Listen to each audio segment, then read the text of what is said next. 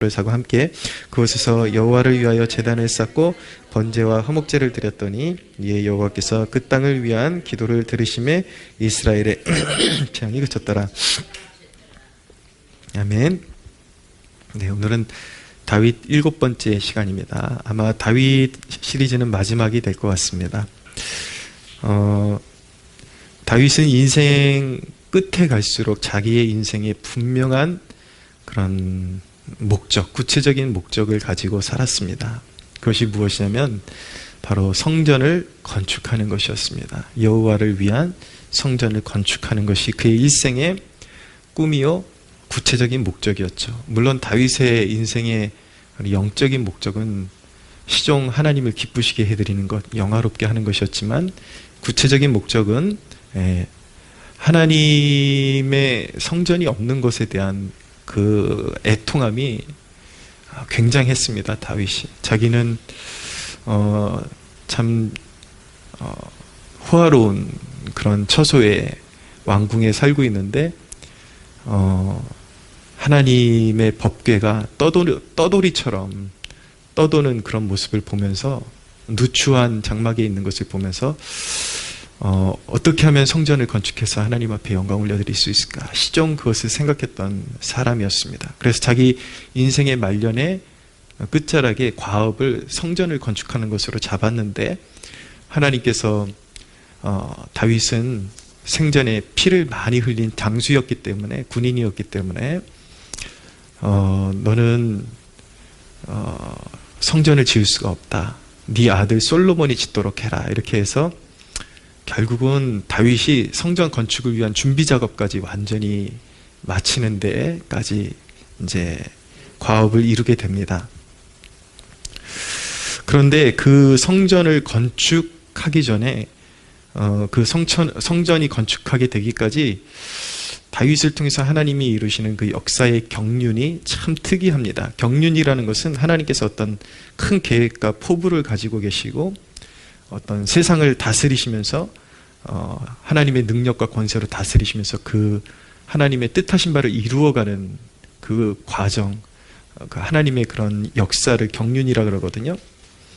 근데 하나님께서 이런 성전, 다윗 마음에 품고 있었던 그 성전을 건축하게 하시는데 그 성전 자리를 하나님께서 이렇게 선택해 주시는 그 과정이 굉장히 좀 독특합니다. 오늘 바로 그 대목 우리가 본문으로 나눴는데 1절을 먼저 보시면은 여호와께서 다시 이스라엘을 향하여 진노하셨다라고 말씀하고 있습니다.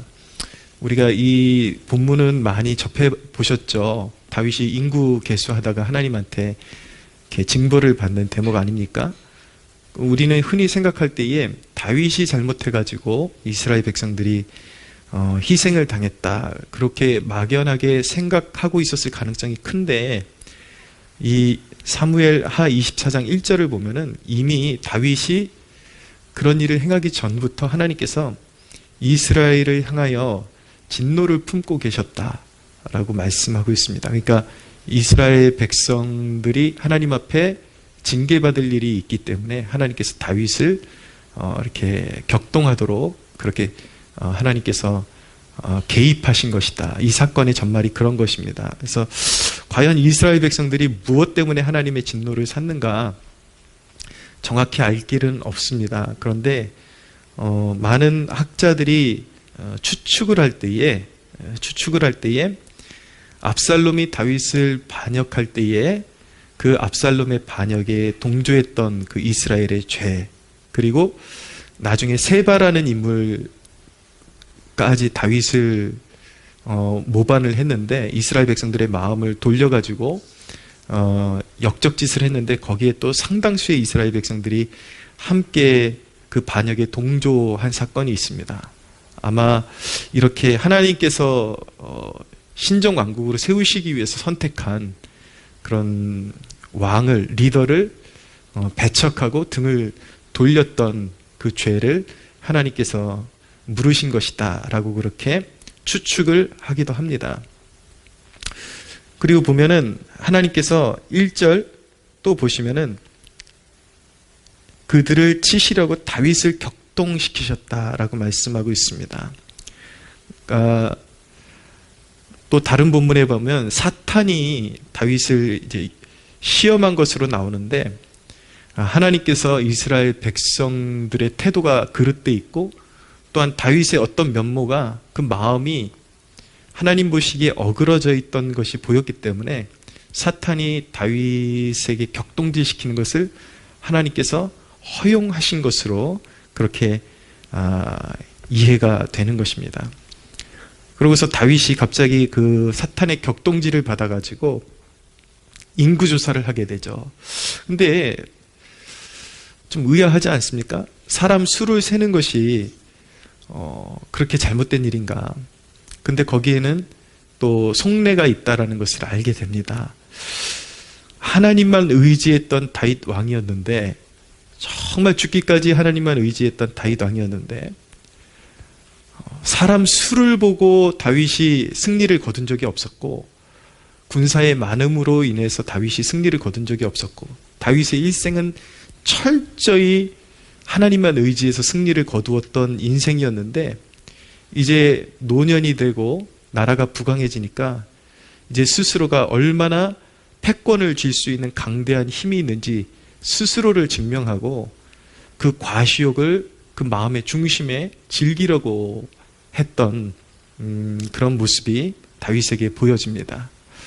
그래서 하나님 보시기에 단순히 이 본문을, 갑자기 좀 재밌는 생각이 나는데, 예전에 제가 청년부에서 교회에서 청년부에서 열심히 그 임원으로 섬기고 했던 시절이 있는데, 청년부 예배 인원을 이제 카운트 하려고 그러니까 어떤 임원단 중에 한 청년이 이 본문을 이제 들고 나와가지고, 사람 인원수 세면 안 된다. 그러면서 이건 정말 큰 죄다. 그런데 그건 정말 큰 오해입니다. 이 경우랑 그 경우랑 전혀 다른 경우입니다.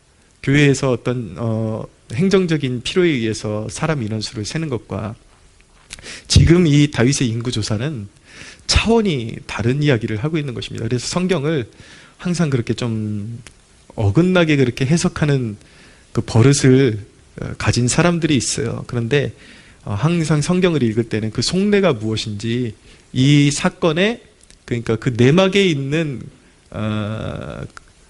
그 내막에 있는 중심에 있는 그 중심 포인트가 무엇인지, 그거를 캐치를 해야지 무조건 사람 인원수를 세면 안 된다, 이런 식으로 이 말씀을 해석을 하면 안 되는 것입니다. 문제는 다윗의 중심이, 그러니까 한마디로 말해서 타락을 했던 거죠. 하나님 보시기에 심각할 정도로 하나님이 가장 유약했을 때부터, 목동 시절부터 다윗을 유심히 살펴보시고 이렇게 하나님께서 택하시고 유다의 왕, 이스라엘의 왕으로 삼으시고, 가장 힘이 미약할 때조차도 하나님께서 목숨을 보존케 하시고 큰 승리를 거두게 하셨는데, 어느새 보니까 우리 왕국이 벌써 이만큼 성장했네, 이 정도면 내가 패권을, 내 후손들까지 솔로몬까지 가도 얼마든지 패권을 휘두를 수 있을 것 같아요. 그런 마음이 이제 하나님 보시기에는 너무 심각한 타락으로 보여졌던 것입니다.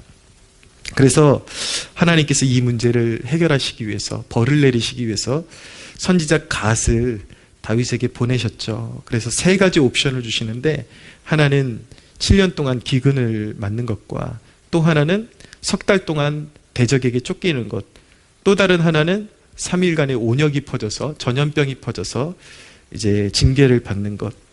이 세 가지 중에 어떤 것을 선택하겠냐라고 물으니까 다윗이 하나님께서 은혜로, 하나님께서 불쌍히 여기셔서 하나님의 은혜로 하나님께서 친히 벌을 내려주셨으면 좋겠습니다, 그렇게 아뢰드리니까 하나님께서 마지막에 3일간 전염병이 퍼지는 징벌로 이스라엘에게 행하셨던 것입니다.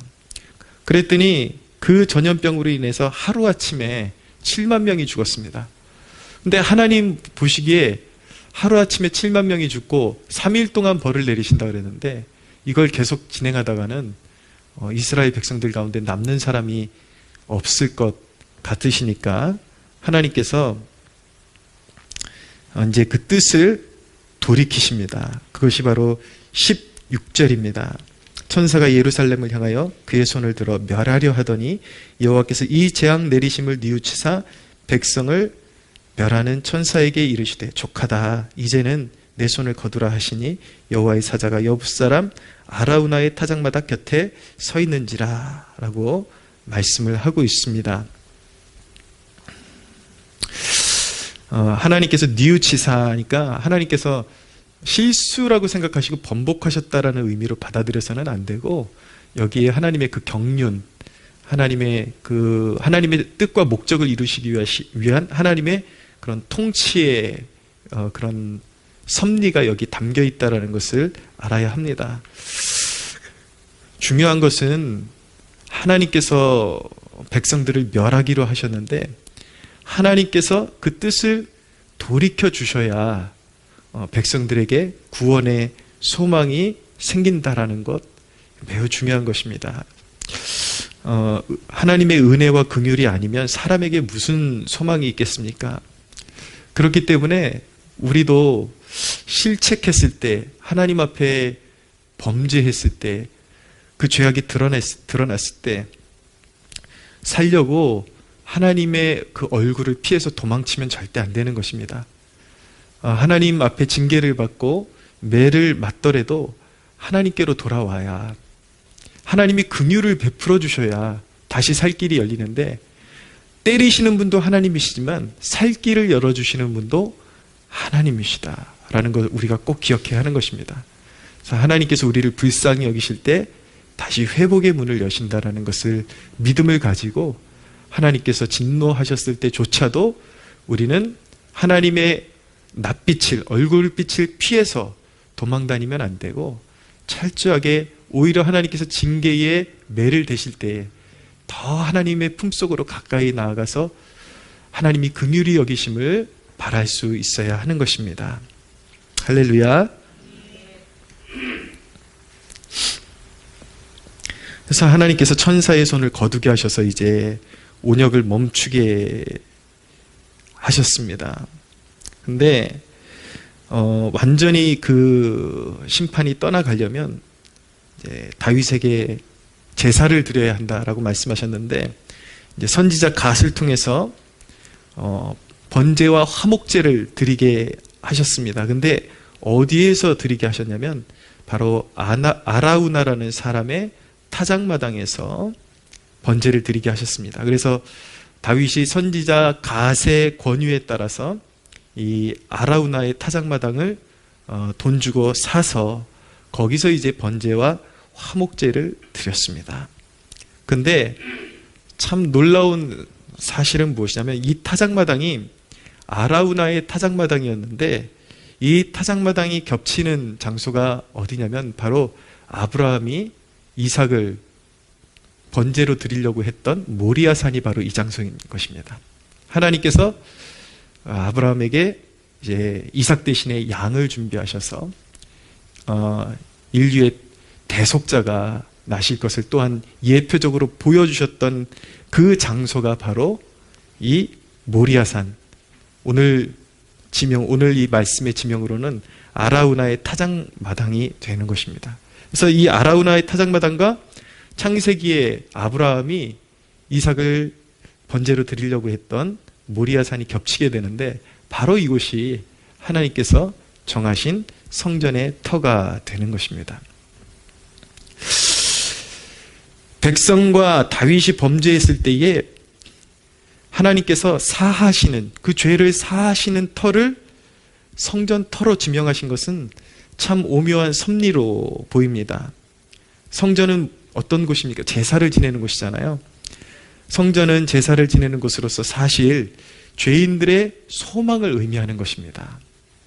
그러니까 이게 참 사건이 오묘해요. 다윗이 가장 정점을 찍을 때, 의로울 때, 이럴 때 하나님께서 성전터를 보여주시는 것이 아니라 다윗과 백성들이 범죄해서 하나님의 진노를 샀을 때 그 진노를 멈출 수 있는 제사를 드리게 하시는데, 죄 사함을 받게 하는 그 성전터를 하나님께서 보이시는데, 바로 다윗과 백성들이 범죄했을 때에 그 터를 보이시는 것은 바로 하나님의 성전이 죄인들의 소망이라는 것을 보여주고 있는 것입니다. 참 오묘한 섭리죠.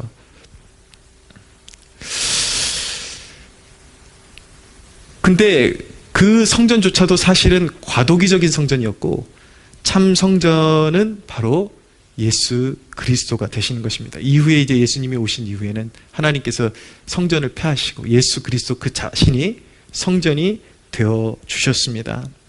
근데 진짜 참 성전이 되시는 그리스도조차도 이 땅 가운데 의인을 구원하러 오신 것이 아니라 예수님께서 죄인을 구원하러 이 땅에 오신 분이신 것입니다. 나는 죄인을 구원하러 왔다. 그리고 예수님께서 친히 말씀하실 때 건강한 사람은 사람에게는 의사가 쓸데없고 병든 자라야 의사가 쓸데있느니라. 예수님께서 말씀하셨죠. 바로 참 성전인 예수 그리스도께서 죄인들의 소망 되심을 보여주시는 것입니다.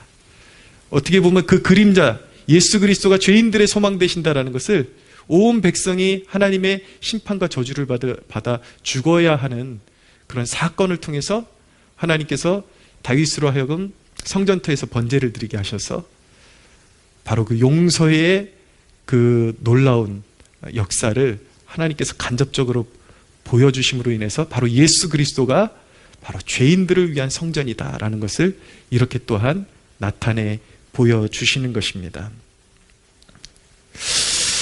여러분, 모든 그런 성경 말씀을 잘 묵상하면 우리 죄인들에게 참 기쁨이 되고 소망이 됩니다. 보십시오. 하나님의 뜻을 이루어가고 하나님의 그 구속의 역사를 이루어가는 그 놀라운 하나님의 그런 경륜이 하나님의 백성들이 가장 컨디션이 좋고 가장 순종을 잘할 때만 이루어지는 것이 아니라 가장 타락하여 죄 가운데 있을 때조차도 하나님께서는 그 오묘한 섭리를 통해서 하나님의 뜻을 성취하신다라는 것을 보게 되죠. 이것을 우리의 삶에 참 적용을 하면 참 은혜가 됩니다. 우리 삶이 항상 은혜로운 건 아니거든요. 우리가 항상 정신을 바짝 차리고 사는 것은 아니거든요. 우리가 모든 상황 중에 하나님을 소망해야 할 이유가 바로 여기 있습니다. 뜻을 이루시는 그분의 원대한 구원의 계획을 이루시는 하나님의 경륜이 있기 때문에 우리는 물론 일부러 죄를 짓고 그러는 것은요, 자기 자신에게 피해를 입히는 것이고 괴로움을 주는 것입니다.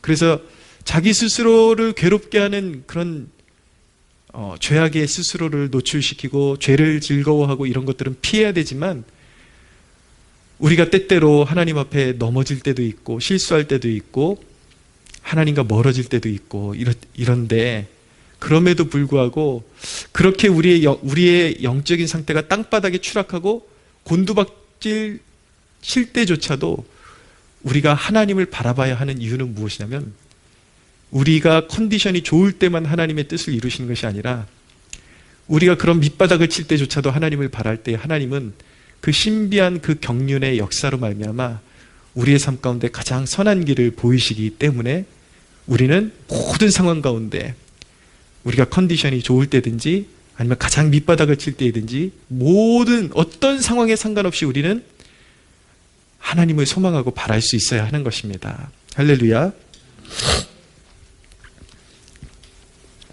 다윗의 일생 과업과 최종 목적지는 바로 성전 건축과 예배를 세우는 일이었습니다. 그 대목이 바로 역대상 22장에서 29장까지의 내용입니다. 역대상 이제 가보시면은 바로 이 아라우나의 타작마당 이야기가 나오고 바로 이제 다윗이 성전을 건축하는 것을 솔로몬을 통해서 이제 실행시키는 대목이 나오죠. 그러면서 다윗이 이미 솔로몬에게 그것을 명령하기 전에 성전이 세워지면 예배를 어떻게 유지시켜야 되는지 제사장들을 반차대로 다 나누고 찬양하는 사람들을 나누고 이래서 예배 시스템이 갖춰질 수 있도록 다윗이 다 준비를 해놓습니다. 다윗이 하나님 앞에 부름받기 전에 가장 심혈을 기울였던 것이 무엇이냐면 바로 하나님의 성전을 세우고 그곳에서 일어날 예배를 세우기 위해서 모든 것을 준비하는 그 일에 자기의 마지막 인생을 마지막 생명의 그 불씨를 불태웠던 것입니다.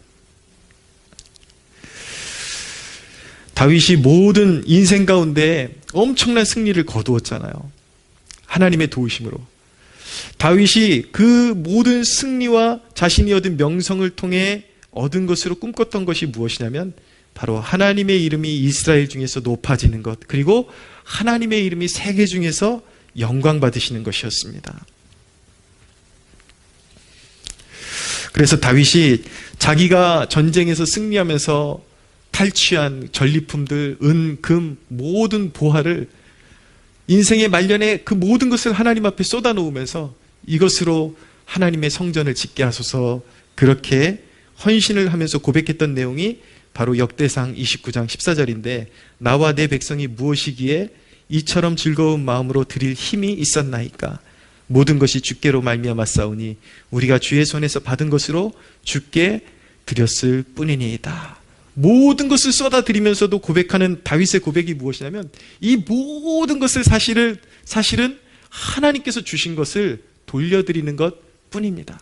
내가 취한 모든 영광, 모든 이 금은보화가 하나님께서 주신 것이니 하나님께서 받으시는 것이 마땅합니다 라고 그렇게 고백하고 있는 것입니다.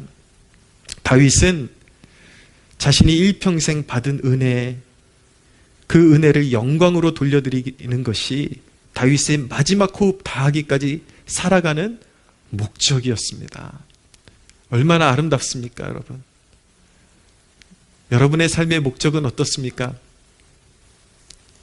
저는 목회하면서 가장 속상할 때가, 좀 성도들에게 헌신을 권유를 하면 너무 하나님 앞에 인색하게 나올 때, 인색하다 못해서 너무 매몰차게 나올 때, 좀 목회자로서 깊은 회의감이 들고, 단순히 그 사람이 내가 이야기했던 것을 거절했기 때문에 회의감이 드는 것이 아니라, 저 사람이 받은 구원이 진짜라면 저렇게 매몰찰 리가 없을 텐데, 저렇게 하나님 앞에 냉정할 리가 없을 텐데, 그런 생각이 드는 것이죠. 정말 구원의 기쁨을 아는 사람들이라면 정말 다윗의 반쪽이라도 담고 싶어하는 그런 마음이 분명히 있을 것입니다. 여러분, 우리도 이렇게 다윗처럼 하나님의 성전을 사모하는 신앙이 되어야 합니다. 그렇게 하나님의 성전을 사모하는 그 신앙이 우리의 삶 가운데 세 가지 모습으로 드러나야 하는데, 간략하게 여러분들에게 정리해드리겠습니다. 첫째, 성전 되시는 그리스도 안에 거하기를 즐거워해야 하는 것입니다. 우리가 정말 구원의 그 놀라움과 그 소중함을 아는 사람들이라면 성전 되시는 예수 그리스도 안에 거하는 것을 즐거워해야 하는 것입니다. 다른 말로 표현하자면 예수 그리스도를 추구하는 일에 온 힘을 다해야 한다는 것입니다. 어떻게 해서든 그분과 연합하고 그분의 은혜를 누릴 수 있는 자리는 사모하고 빠지지 말아야 하는 것입니다. 우리 믿음의 선조들은 그리스도와 연합을 이루고 사귐을 이루는데 가장 중요한 한 가지 은총의 수단을 공예배로 그렇게 여겼습니다. 주일 예배뿐만 아니라 함께 나와서 기도하는 이 자리, 주중예배와 성도들의 모임, 이런 것들을 통해서, 물론 이런 것들이 자리만 채운다고 해서 그것이 능사는 아니지만, 우리가 어디서 그리스도와 깊은 관계와 깊은 교제를 누리는 축복을 누릴 수 있고 그분의 통치를 우리가 적극적으로 받아들일 수 있는가? 바로 성도들의 공적인 모임과 예배를 통해서 받아 누릴 수 있게 되는 것입니다. 할렐루야.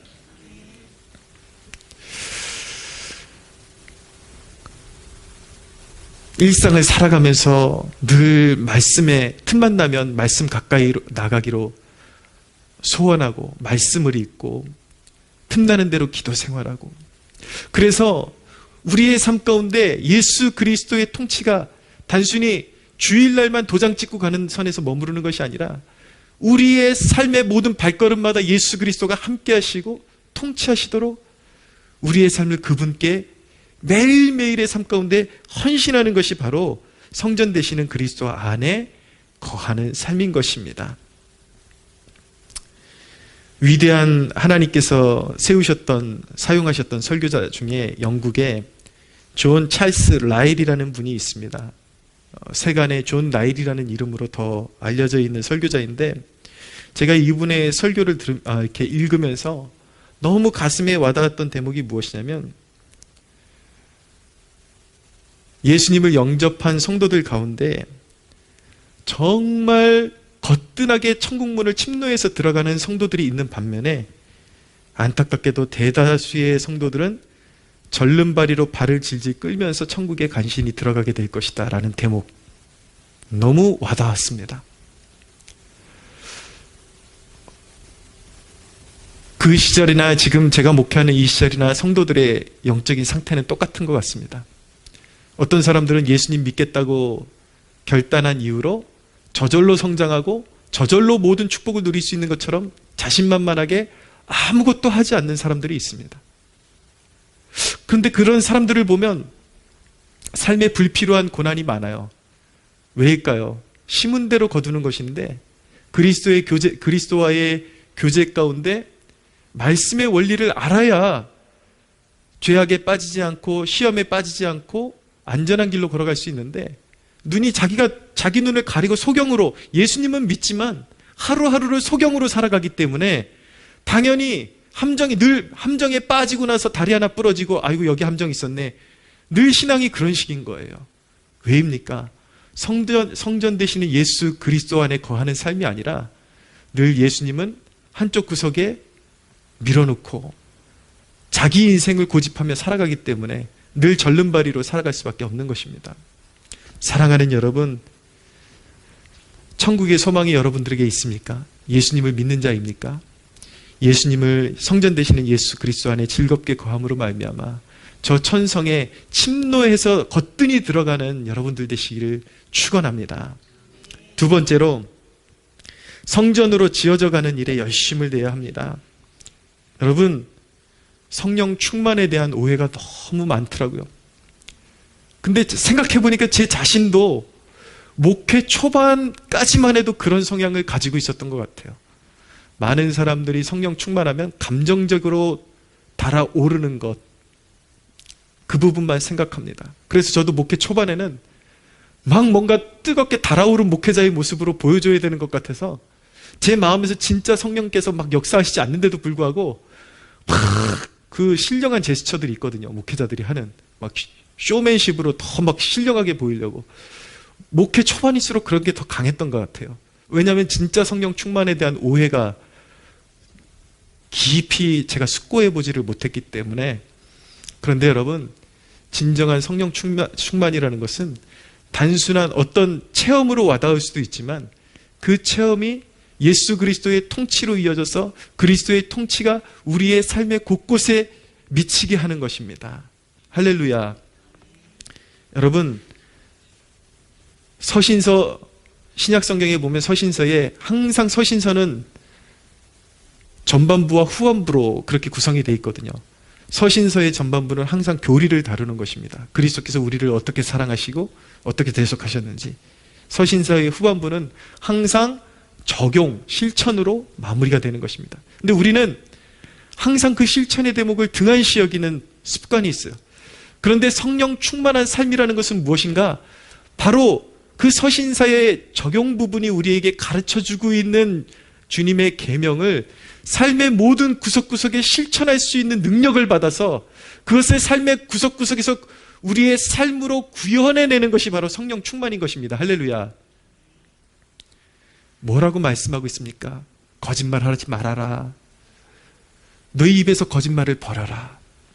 탐욕에 물들지 말아라. 직장에서 까다로운 상사에게 함부로 대들지 말고 순종해라. 여러분, 이게 성령 충만이라는 것 생각해 보신 적이 있었습니까? 아내에게, 형제들에게는 아내에게 내 목숨처럼 대해라. 너의 목숨처럼 대해줘라. 아내들에게는 남편에게 복종해라.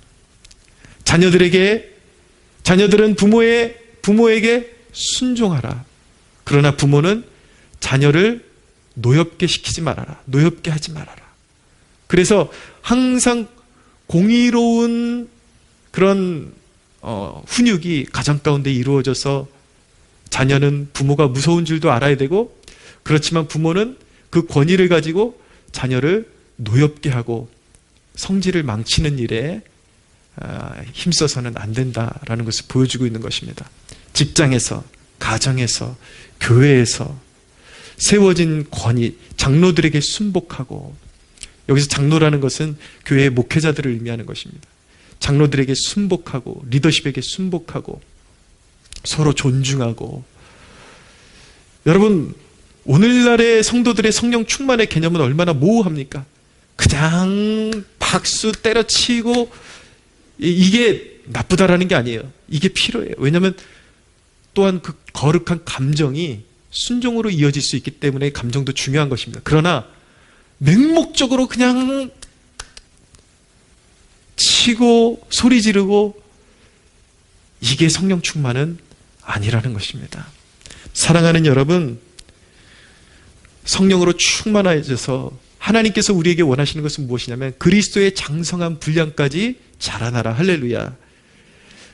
하나님께서 우리에게 요구하시는 것은 성전으로 지어져 가는 것입니다. 할렐루야. 마지막입니다. 세 번째로, 성전을 건축하는 일에 열심을 내야 합니다. 이 말씀은 교회들이 조금 성장하면 내 건물 그냥 건축하는 데 혈안이 돼서 그런 건축을 말씀드리는 것이 아니라, 필요하면 할 수도 있겠죠. 예를 들어서 하나님이 너무 복에 겹도록 사람들을 보내주셔서 예배드릴 곳이 없다면 지어야지 어떻게 할 거예요. 그러나 그런 것이 아니라 본질적으로 지금 말씀드리는 성전 건축은 교회를 지탱하고 교회가 이루는 선교와 그런 구원 사업에 모든 성도들이 헌신해야 한다는 것입니다. 그리하여 우리도 마지막 호흡 다하기까지 성전을 세우고 우리가 호흡을 다하는 날, 우리는 사도 바울처럼 그렇게 고백할 수 있어야 하는 것입니다. 나는 선한 싸움을 싸우고 나의 달려갈 길을 마치고 믿음을 지켰다라고 고백할 수 있어야 승리한 신앙생활을 했다라고 우리는 선언할 수가 있는 것입니다. 할렐루야. 사랑하는 여러분, 저와 여러분 모두가 정말 하나님 보시기에 견고하고 아름답고 당당하고 웅장한 그런 성전으로 세워지는 주의 백성들 되시기를 예수님의 이름으로 축원합니다. 하나님께 영광의 박수 올려드리겠습니다.